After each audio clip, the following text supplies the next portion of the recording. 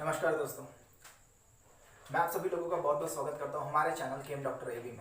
मैं हूं आलोक सर और मैं आपको आज से पढ़ाने वाला हूं क्लास 10 का साइंस सब्जेक्ट का, उसमें केमिस्ट्री का, बिकॉज मैं आपको केमिस्ट्री पढ़ाने वाला हूँ। केमिस्ट्री का सबसे पहला जो चैप्टर है that is chemical reactions and equations. ठीक है, तो आज हम ये इस चैप्टर की शुरुआत करने जा रहे हैं। ठीक है, तो देखिए हमारा जो चैप्टर है उसका नाम है केमिकल रिएक्शंस एंड इक्वेशंस। ठीक है, तो ये इस टॉपिक को समझना है ना, इस टॉपिक का जो मीनिंग है, मतलब जो हमारा चैप्टर का नाम है ना, उसका मीनिंग अगर हमको समझ में आ गया तो डेफिनेटली इस चैप्टर में हम लोग क्या क्या चीज़ें स्टडी करने वाले हैं वो हमें समझ में आ जाएगा। ठीक है, कुछ आइडिया मिल जाएगा कि हम लोग एग्जैक्टली क्या पढ़ने जा रहे हैं। ठीक है, देखिए फ्रेंड्स, हमारे मतलब डेली लाइफ में, ठीक है, हमारे डेली लाइफ में बहुत सारी चीज़ें ऐसी होती हैं जिसे हम लोग कह सकते हैं वो वहाँ केमिकल रिएक्शंस हो रही है। मतलब देखिए केमिकल रिएक्शंस होना, ठीक है, ये कैसे पहचाने वो मैं आपको आज बताने वाला हूँ। ठीक है, देखिए कोई भी चीज़ हो रही है, फॉर एग्जांपल जैसे आपके घर में खाना बन रहा है। ठीक है, तो खाना बन रहा है, आपने मार्केट से सब्जी लेके लाए है ना। सब्जी जब हम लोग पकाते हैं, पकाने के बाद वो अलग हो जाती है ना, मतलब उसका जो टेस्ट है वो चेंज हो जाता है ना। फिर से हम उसे कन्वर्ट कर सकते हैं क्या, जैसा हमने मार्केट से लाया था वैसा नहीं। ठीक है, जैसे कि मान के चलो आपके घर में पानी है ना। पानी क्या करते हो, आपने एक ग्लास में पानी लिया, उसे सरफेस में डाल दिया है ना, किसी टेबल के सरफेस में डाल दिया, तो वो क्या होगा, डेफिनेटली आपने जब सरफेस में डाला तो कुछ ना कुछ तो चेंज आपको दिखेगा, है ना।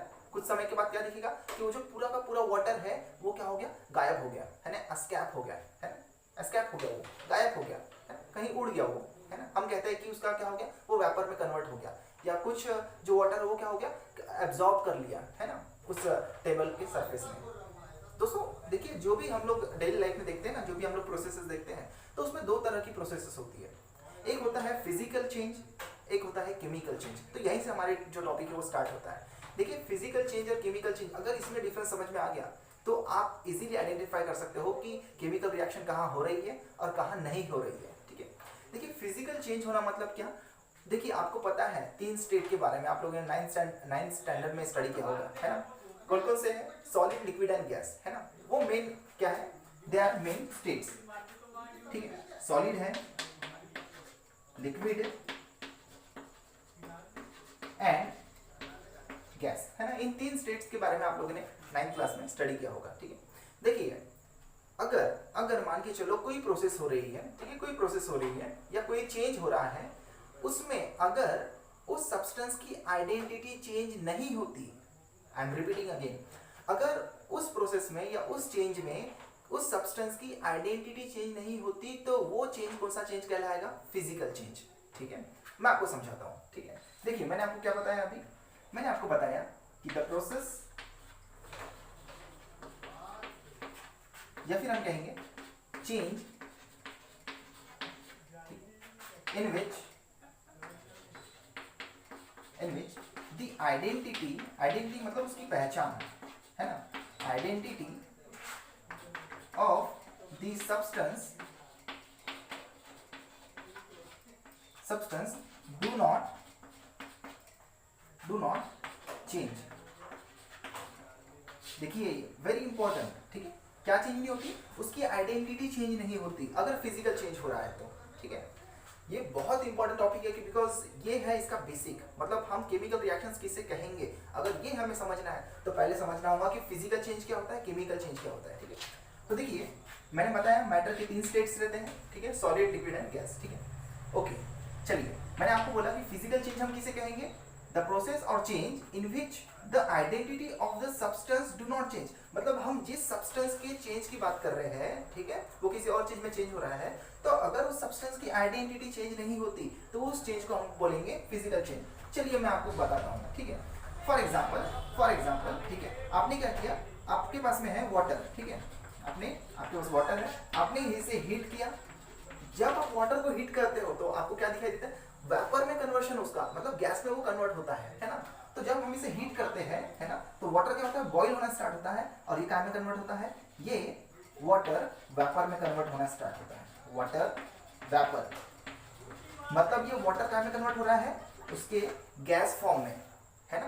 पहले कौन से फॉर्म में था ये वाटर, ये पहले लिक्विड फॉर्म में था, अब कौन से फॉर्म में चले गया, वो गैस फॉर्म में चलेगा। तो इसका मतलब यहाँ पर जो चेंज हो रहा है, देखिए वाटर का जो फॉर्मूला होता है ना, वाटर का फॉर्मूला होता है H2O, और यहाँ पर जो बन गया ना हीट करने के बाद में, ठीक है, पहले लिक्विड था, अभी कैसा है ये भी H2O ही है, लेकिन अब कैसा है ये, अभी गैस के फॉर्म में है ना। ये मैंने क्या इंडिकेट किया, ये लिक्विड है, अभी जब हमने हीट किया, बॉईल हुआ तो क्या हुआ, गैस में कन्वर्ट हुआ, लेकिन उसका फॉर्मूला चेंज हुआ क्या, नहीं। ये जब मैंने आपको फॉर्मूला यहाँ पर लिखाया तो यहाँ से आपको समझ में आ जाएगा कि उसका फॉर्मूला चेंज नहीं हुआ। मतलब जब हमने लिक्विड वाटर को हीट किया, जब वो बॉईल हुआ तो उसका फॉर्मूला चेंज नहीं हुआ, सिर्फ क्या हो गया, उसकी स्टेट चेंज हो गई, है ना, उसकी जो स्थिति है, ठीक है, वो चेंज हो गई। मतलब पहले वो लिक्विड था, अब वो क्या में कन्वर्ट हो गया, अब वो गैस में कन्वर्ट हो गया।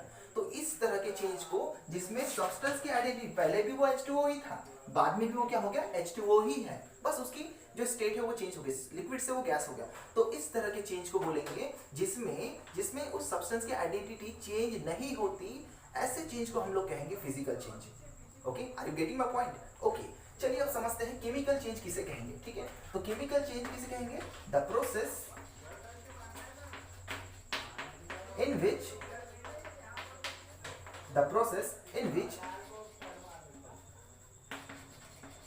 the identity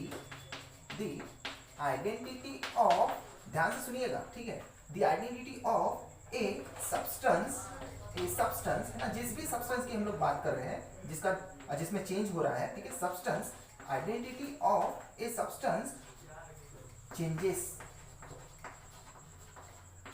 ध्यान दीजिए यहाँ पर, ठीक है, देखिए ऐसी प्रोसेस जिसमें identity of a substance changes, उसकी आइडेंटिटी क्या हो जाती है, चेंज हो जाती है, तो ऐसे चेंज को हम लोग बोलेंगे केमिकल चेंज। आइए समझते हैं, जिस तरह से हम लोगों ने फिजिकल चेंज को समझा, और उसी तरह से हम लोग समझते हैं केमिकल चेंज को। मैं आपको समझाता हूँ अभी। देखिए, जैसे मान के चलो आपके घर में क्या है, आपके घर में है कोल, ठीक है, क्या है आपके घर में, कोल है। जब आपको पता है, जब हाँ चलिए हम बात करते हैं, हाँ ठंडी के दिन में कैसा है, हमको हीट एनर्जी चाहिए होती है ना, तो हम लोग क्या करते हैं, घर में लकड़ियाँ जलाते हैं या कोल जलाते हैं, उससे हमें क्या मिलता है, हीट एनर्जी मिलता है। ठीक है, आपको ध्यान में आ रहा होगा, जस्ट इमेजिन कीजिए वो, ठीक है, वो पल जो हम लोग ठंडी के दिनों में कोल जलाते हैं, लकड़ी जलाते हैं, तो क्या होता है, वहां से हमको हीट एनर्जी मिलती है। ठीक है, ध्यान दीजिएगा, तो कोल है, हमने कोल को क्या किया, हमने इसको क्या किया, बर्न किया। क्या किया, बर्न किया। कैसे बर्न किया, बाय हीटिंग, हीट किया हमने उसे, तो डेफिनेटली वो बर्न होना स्टार्ट होगा, है ना। तो देखिए क्या होगा, फिर जैसे हमने ये कोल को बर्न किया, हमने उसे हीट दिया, तो ये कन्वर्ट हो जाता है गैस में, और वो गैस कौन सी होती है, वो गैस होती है कार्बन डाइऑक्साइड। कौन सी गैस होती है, वो कार्बन डाइऑक्साइड गैस होती है दोस्तों। तो देखिए कोल जो होता है ना, कोल में क्या होता है, कोल में प्रेजेंट होता है कार्बन। क्या प्रेजेंट रहता है, कार्बन। अच्छा, आपको पता है हमारे एटमॉस्फेयर में ऑक्सीजन जो गैस होती है, इसकी प्रॉपर्टी क्या होती है, ऑक्सीजन जो गैस होता है ना दोस्तों, वो हेल्प करता है बर्निंग में। मतलब कोई चीज अगर जल रही है तो उसको हेल्प करता है और जलाने में, ठीक है, वो ऑक्सीजन का काम रहता है। तो यहाँ पर जो कार्बन का कंबशन हो रहा है ना, कोल जो बर्न हो रहा है ना, तो वो किसके प्रेजेंस में हो रहा है, वो हो रहा है ऑक्सीजन के प्रेजेंस में।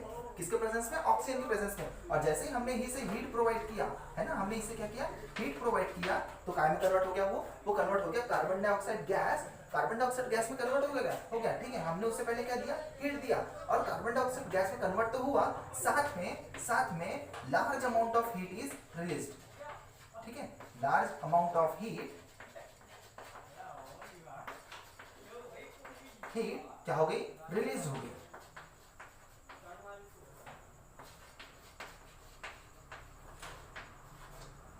रिलीज हो गई मतलब निकल गई, इसलिए तो हम लोग हीट एनर्जी फील करते हैं कोल जलाने के बाद में, ठीक है। तो वो कार्बन डाइऑक्साइड गैस में उसका कन्वर्शन होता है कार्बन का, ठीक है, in the presence of oxygen, और साथ में क्या होती है, हीट एनर्जी निकलती है। तो ये है इसकी केमिकल चेंज, इसे हम लोग कहेंगे केमिकल चेंज। क्यों, बिकॉज कार्बन जो है उसमें, ठीक है, कार्बन का कंबशन हुआ किसके प्रेजेंस में, in the presence of oxygen. Oxygen जो होता है हमारे एटमॉस्फेयर में, वो O2 के फॉर्म में प्रेजेंट रहता है, ठीक है। ध्यान से सुनिएगा, हमने क्या किया, हमने इसे हीट, ठीक है, हीटिंग प्रोवाइड किया हम लोगों ने, ठीक है, टेम्परेचर दिया हमने इसे, ठीक है। तो हीट देने के बाद में क्या हुआ, इसका कन्वर्शन हो गया कार्बन डाइऑक्साइड, और क्या निकली, हीट और क्या निकली, हीट एनर्जी, ठीक है। और क्या रिलीज हो गई, हीट एनर्जी रिलीज हो गई, और इस हीट एनर्जी का फिर हम लोग यूज करते हैं, है ना, क्योंकि ठंडी लगती है तो हमको हीट एनर्जी चाहिए, है ना, गर्म होने के लिए।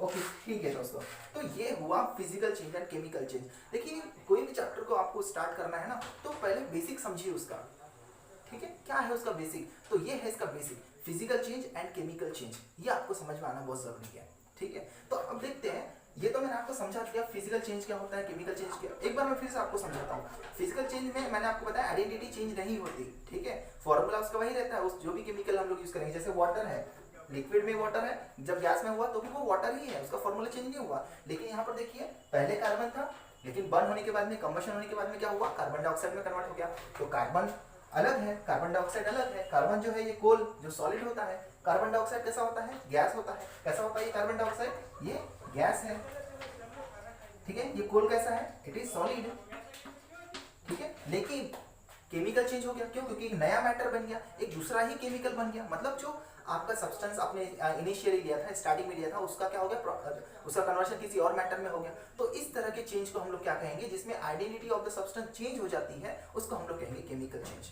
आई होप आप लोगों को ये इतना समझ में आ गया होगा फिजिकल चेंज और केमिकल चेंज क्या होता है, ठीक है। अब हम लोग देखते हैं, हमारे पास कुछ एग्जाम्पल्स है, यहाँ पर कुछ एग्जाम्पल्स है, हम लोग देखते हैं कि इनमें से कौन सा केमिकल चेंज है और कौन सा फिजिकल चेंज है, हम लोग आइडेंटिफाई करते हैं, ठीक है।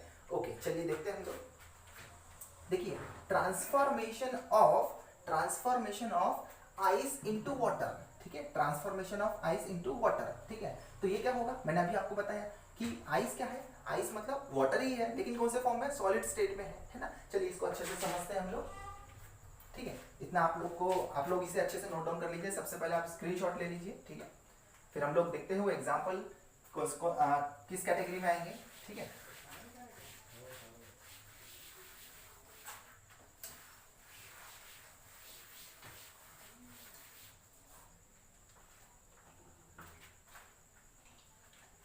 चलिए देखते हैं, ठीक है।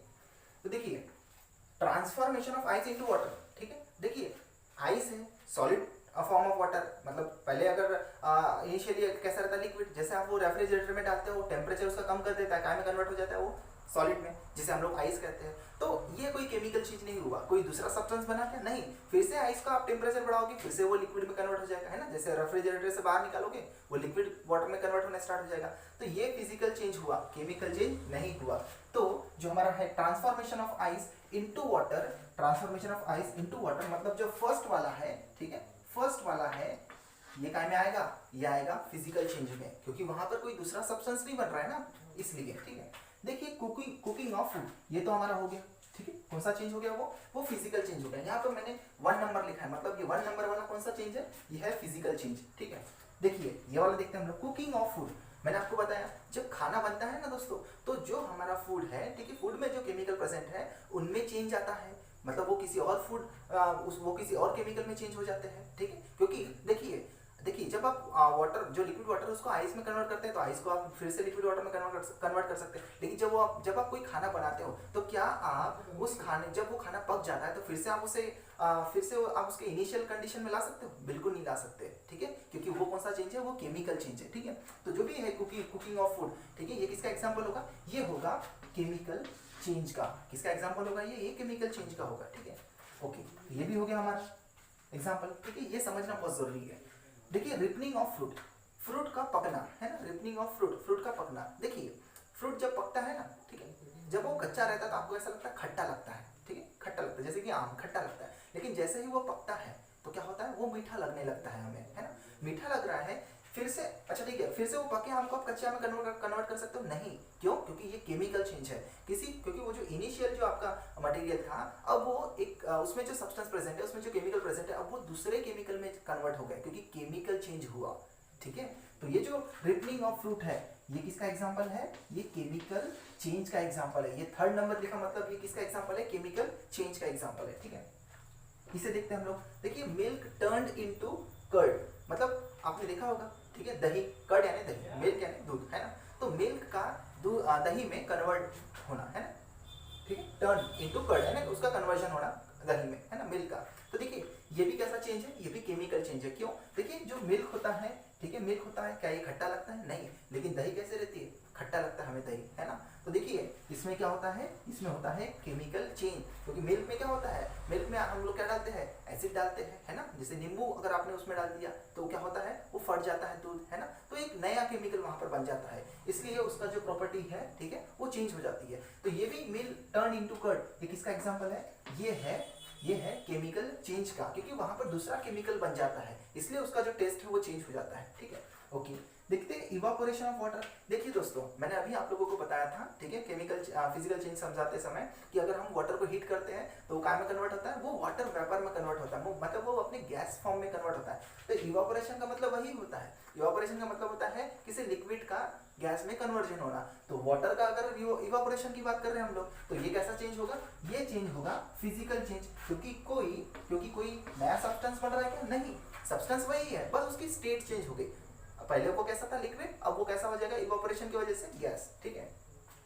चलिए बात करते हैं हम लोग digestion of food in the stomach. देखिए जब भी आप खाना खाते हो, ठीक है, जो हम लोग खाना खाते हैं ना, तो वो खाने में जो केमिकल्स रहते हैं, they are the big molecules, बड़े बड़े मॉलिक्यूल्स होते हैं वो, ठीक है। जैसे ही वो हमारे स्टमक में जाता है, हमारे स्टमक में एसिड प्रेजेंट रहता है, ठीक है। तो वो एसिड के प्रेजेंस में क्या होता है, उस फूड का डाइजेशन होता है। डाइजेशन होना मतलब उस बड़े बड़े जो मॉलिक्यूल्स है, बड़े बड़े जो हमारे केमिकल्स है, उनका ब्रेक डाउन होना, छोटे छोटे केमिकल में ब्रेक डाउन होना। तो डेफिनेटली ये कौन सा चेंज है, ये है केमिकल चेंज, क्योंकि एक जो बड़ा मॉलिक्यूल है वो छोटे छोटे मॉलिक्यूल में कन्वर्ट हो रहा है, ठीक है। तो डाइजेशन ऑफ फूड, ठीक है, डाइजेशन ऑफ फूड, ये कौन सा चेंज होगा, ये होगा केमिकल चेंज। चलिए आगे बढ़ते हैं, size reduction of naphtha balls exposed to water. Naphtha balls क्या होते हैं, नैप्थालिन बॉल्स, है ना, नैप्थालिन बॉल्स, ठीक है, जिसे हम लोग कहते हैं अपनी हिंदी लैंग्वेज में डांबर गोली, है ना, डांबर गोली कहते हैं हम लोग उसे, कपड़ों में रखते हैं ना। ओके चलिए, ये तो आपको पता है। तो देखिए size reduction of naphtha balls, जैसे ही आप जैसे एक नैप्था बॉल आपने रख लिया, ठीक है, कपड़ों के अंदर डाल दिया, कुछ दिनों के बाद आप देखोगे उसका जो साइज है ना, मान के चलो अभी उसका साइज ऐसा था, है ना, इतना बड़ा था, कुछ दिन के बाद जब आप देखोगे, ठीक है, आफ्टर सम डेज, तो आपको वो उसका जो साइज है वो छोटा दिखेगा, है ना। आफ्टर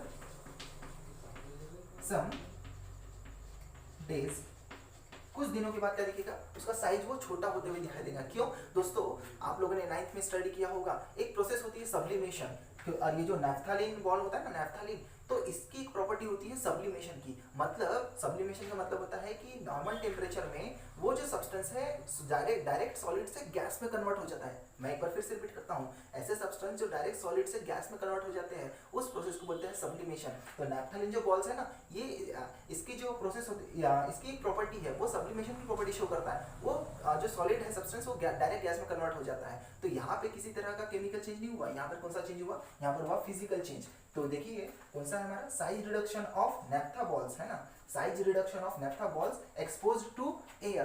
तो ये कैसा चेंज हुआ, ये चेंज हुआ फिजिकल चेंज, ठीक है। कौन से नंबर का है, 7 नंबर का, ठीक है।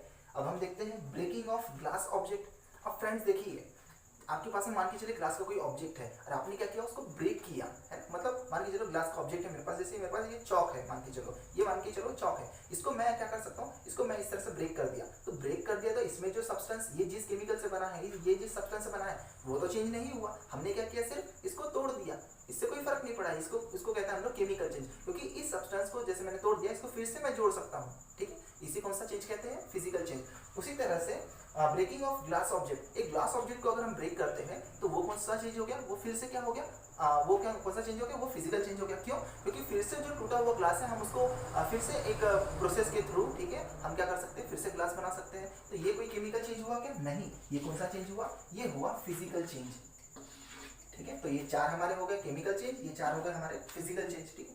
देखिए 9th वाला क्या है, बर्निंग ऑफ कोल। मैंने अभी आप लोगों को केमिकल चेंज समझाते समय बताया था, है ना, कि बर्निंग ऑफ कोल, अगर हम कोल को बर्न कर दे तो उसका जो आइडेंटिटी है, ठीक है, जो सब्सटेंस हम लोग बर्न कर रहे हैं कोल, उसकी आइडेंटिटी चेंज हो जाती है, क्योंकि उसका कन्वर्जन काय में हो रहा है, carbon dioxide in the presence of oxygen, जब हम उसे बर्न कर रहे हैं। तो देखिए जो बर्निंग ऑफ कोल है, ये कौन सा चेंज है, it is a chemical change.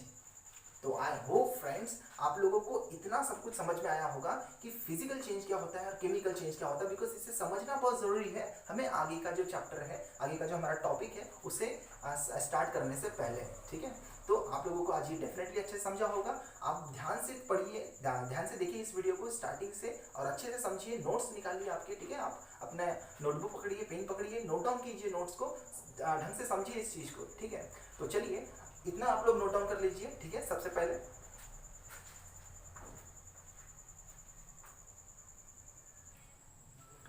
ठीक है, तो अब हम बात करते हैं केमिकल रिएक्शंस क्या होती है, ठीक है। अभी तक तो हम लोगों ने फिजिकल चेंज और केमिकल चेंज को समझा अच्छे से, ठीक है। अब हम बात करते हैं कि केमिकल रिएक्शंस मतलब क्या है, ठीक है।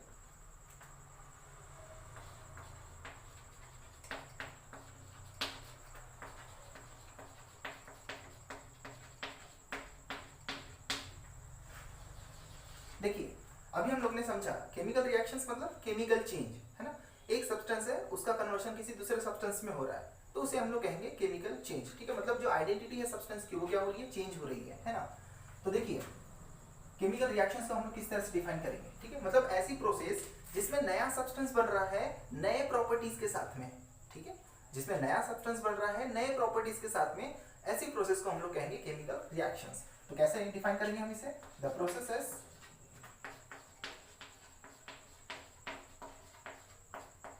in which the processes in which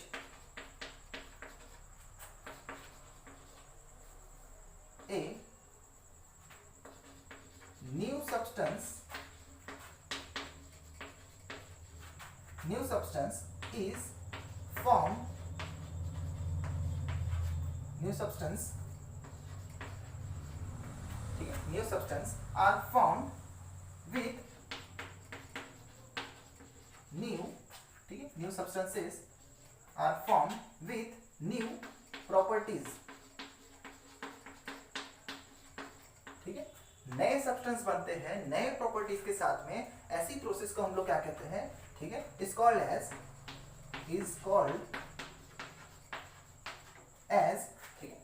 as chemical reactions,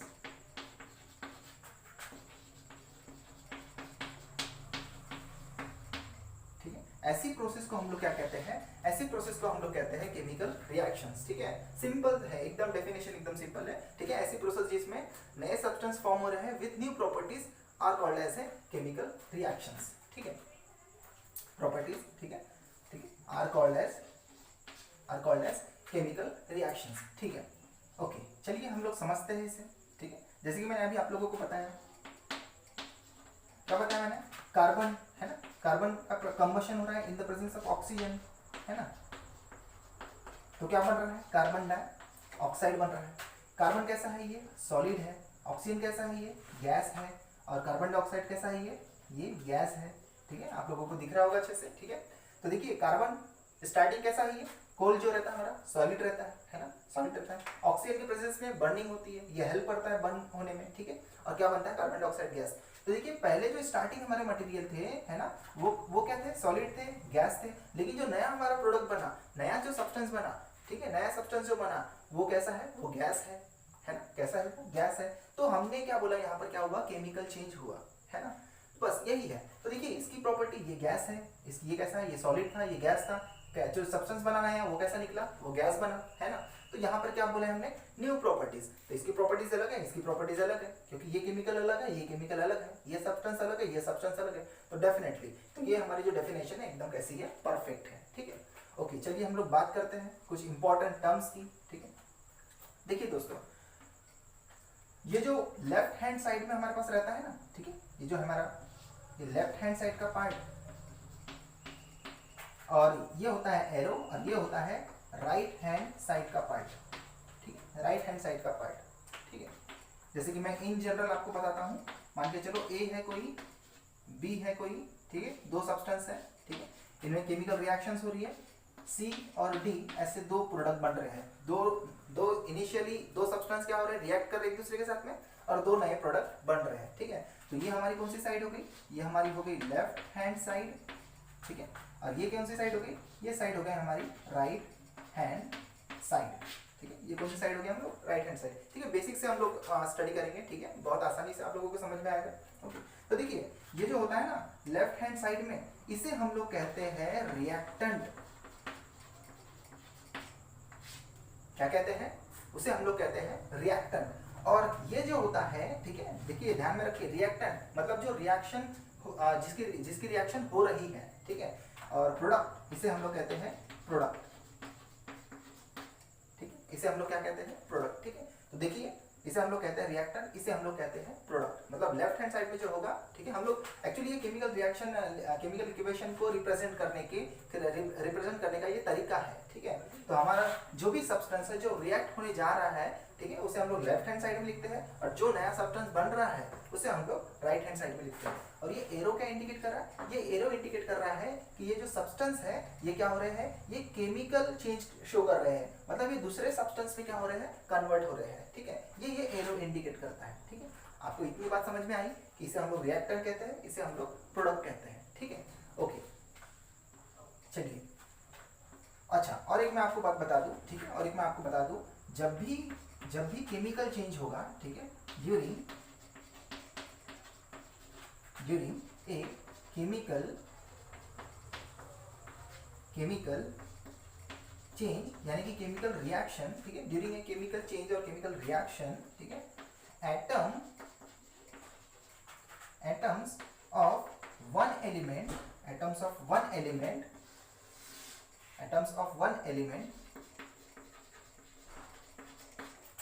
do not change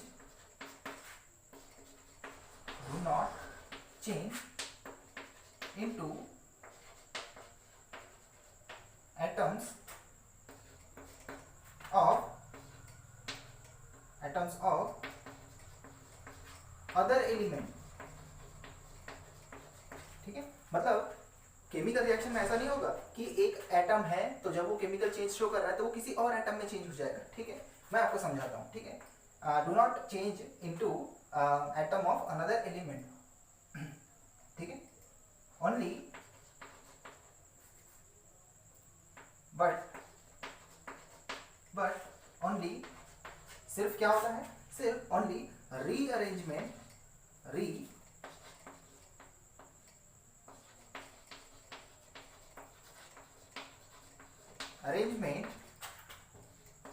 of atoms takes place।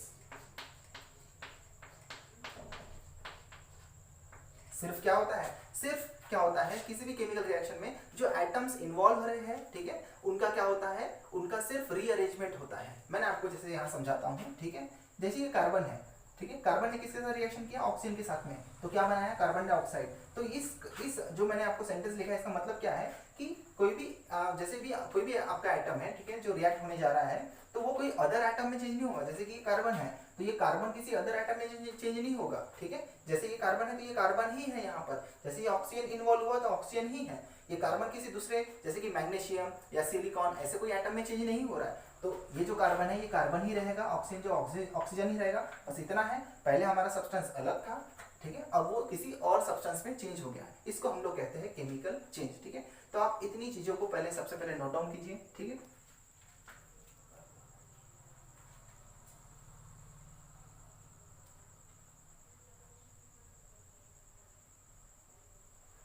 तो चलिए अब हम बात करते हैं कि ये रिएक्टेंट क्या होते हैं।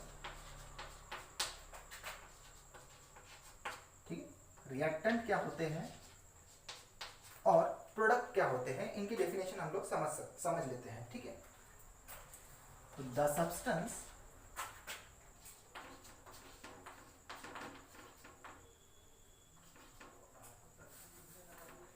सब्सटेंस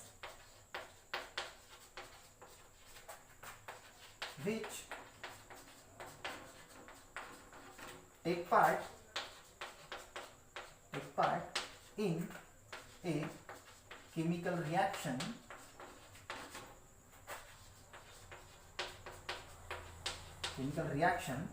ठीक है, ठीक है, तो उसे हम लोग कहते हैं रिएक्टेंट। मतलब ऐसा सब्सटेंस जो केमिकल रिएक्शन में क्या लेता है, हिस्सा लेता है ना, केमिकल रिएक्शन में भाग लेता है ना, तो उसे हम लोग कहते हैं रिएक्टेंट। तो यहाँ पर देखिए रिएक्टेंट कौन से, कार्बन और ऑक्सीजन क्या कर रहे हैं, रिएक्शन में हिस्सा ले रहे हैं, केमिकल रिएक्शन में हिस्सा ले रहे हैं ना, which take part in a chemical reaction are called as a, ठीक है, are called as a reactants. ठीक, उन्हें हम लोग कहते हैं रिएक्टेंट्स। ठीक है, प्रोडक्ट किसे कहेंगे हम लोग, तो यहाँ पर देखिए इस केमिकल रिएक्शन में जो रिएक्टेंट है वो कौन से हैं, यहाँ पर है कार्बन एंड ऑक्सीजन। ठीक है, वहां पर यहाँ पर कौन से हैं रिएक्टेंट, कार्बन एंड ऑक्सीजन, है ना। देखिए प्रोडक्ट का मतलब क्या होता है, the substance the new substance produced, ठीक है, the new substance produced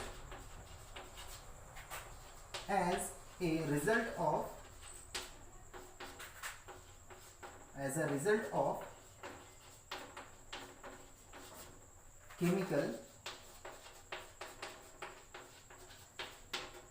reactions, ठीक है, मतलब जो नया सब्सटेंस प्रोड्यूस हुआ है ना, ये दोनों इन्वॉल्व हुए रिएक्शन, केमिकल रिएक्शन में, है ना, इन्होंने हिस्सा लिया, नया प्रोडक्ट बना, है ना, तो इस जो नया सब्सटेंस बना उसे क्या कहते हैं हम लोग, प्रोडक्ट, मतलब the new substance produce as a result of chemical reaction, chemical reaction के रिजल्ट में जो हमें मिला, that is called as a product, उसे हम लोग कहते हैं प्रोडक्ट। तो देखिए यहाँ पे जो प्रोडक्ट मिला वो प्रोडक्ट कौन सा है हमारा, वो है कार्बन डाइऑक्साइड। क्या है वो, कार्बन डाइऑक्साइड, ठीक है। चलिए आप लोग इसे नोट डाउन कर लीजिए, ठीक है।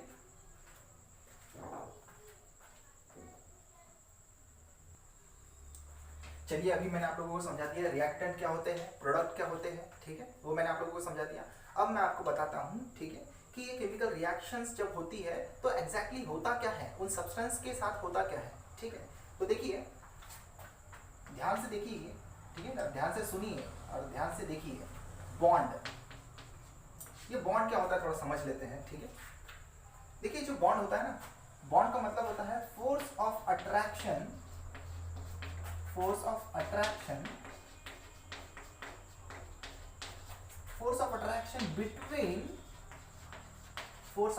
between two atoms।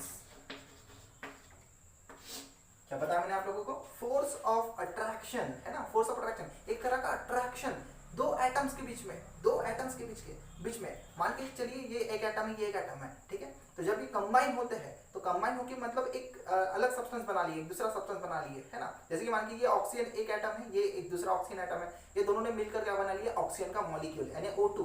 तो क्या हुआ, इनके बीच में क्या है, कुछ फोर्स ऑफ अट्रैक्शन काम कर रहा है, और उस फोर्स ऑफ अट्रैक्शन की वजह से ये दोनों कैसे है, एक दूसरे के साथ में केमिकली कंबाइंड है। कैसे है, केमिकली कंबाइंड। तो जो फोर्स ऑफ अट्रैक्शन होता है ना दो एटम्स के बीच में, उसे हम लोग कहते हैं बॉन्ड। क्या कहते हैं हम उसे, बॉन्ड।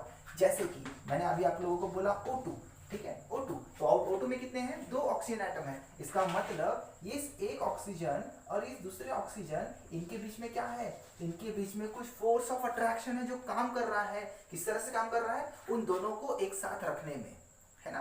तो इसे हम लोग कहते हैं बॉन्ड, ठीक है। और इन जनरल हम लोग हमारे केमिस्ट्री में, ठीक है, जो बॉन्ड को रिप्रेजेंट करते हैं वो एक सिंगल लाइन से रिप्रेजेंट करते हैं। तो वो डिपेंड करता है किसी मॉलिक्यूल में कितना फोर्स ऑफ अट्रैक्शन है, ठीक है। जैसे कि ऑक्सीजन में होता है दो बॉन्ड, ये हम लोग 10th क्लास में स्टडी करेंगे, ये बॉन्ड क्या होता है, सिंगल क्या होता है, डबल क्या होता है। अभी आप सिर्फ ध्यान में रखिए कि ऑक्सीजन जो होता है इसमें दो बॉन्ड होते हैं, तो ये इतना फोर्स ऑफ अट्रैक्शन, इनके बीच में क्या होता है, फोर्स ऑफ अट्रैक्शन होता है, इसलिए ये कैसे रहते हैं, एक दूसरे के साथ कंबाइंड रहते हैं, ठीक है।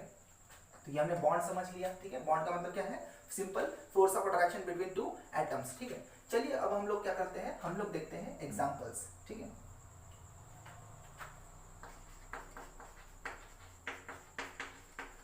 और मैंने आप लोगों को ये भी समझाया कि जो नए सब्सटेंस है उनकी प्रॉपर्टी इंटायरली कैसे रहेंगी, डिफरेंट रहेंगी, टोटली डिफरेंट रहेंगी इनिशियल सब्सटेंस से। मतलब रिएक्टेंट की प्रॉपर्टी एकदम डिफरेंट रहेगी और जो नए प्रोडक्ट बने उनकी भी एकदम इंटायरली कैसे रहेगी, डिफरेंट रहेगी। ओके ओके, चलिए इस बात को आप लोग समझ लीजिए अच्छे से, ठीक है, कि जो प्रोडक्ट है, ठीक है, जो नया सब्सटेंस फॉर्म हुआ है उसकी जो प्रॉपर्टी है वो इंटायरली डिफरेंट रहेंगी देन, ठीक है, फ्रॉम द रिएक्टेंट, ठीक है। चलिए एग्जांपल्स देखते हैं हम लोग, ठीक है। when sodium hydroxide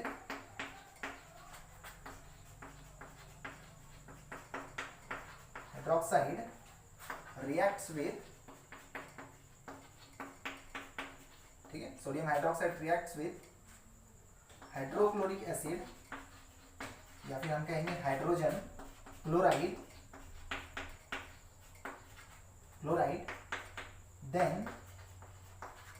then formation of sodium chloride and water takes place, देखिए यहाँ पर दिया हुआ एक केमिकल रिएक्शन है ना, वो एक आप लोगों को सेंटेंस के फॉर्म में दिया हुआ है। देखिए सोडियम हाइड्रोक्साइड, ठीक है, आप लोगों ने 9th में पढ़ा है ना, सोडियम मेटल क्या होता है, उसका सिंबल क्या होता है, हाइड्रोक्साइड मतलब आयन क्या, ठीक है।